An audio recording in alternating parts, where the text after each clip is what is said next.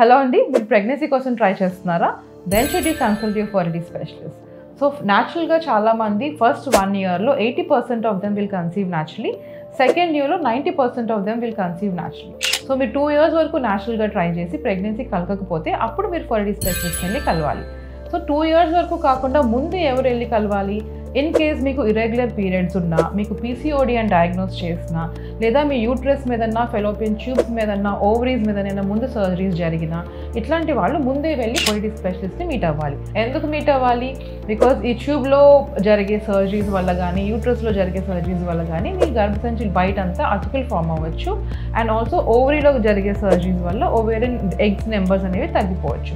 So దీనివల్ల మీరు ముందే వెళ్ళి మీ డాక్టర్ని కలిసి మీ ఎగ్ రిజర్వ్ అనేది చూపించుకోవాలి. అండ్ ఆల్సో మీ స్కాన్ చేయించుకొని ఐడెంటిఫై చేసుకోవాలి. లేదా మేల్ పార్ట్నర్ అంటే హస్బెండ్లో ఏమన్నా డయాబెటీస్ ఉన్నా, లేకపోతే సెక్షువల్ డిస్ఫంక్షన్స్ ఉన్నా కూడా మీరు ముందే మీ ఫర్టిలిటీ స్పెషలిస్ట్ని కలవాల్సి వస్తుంది.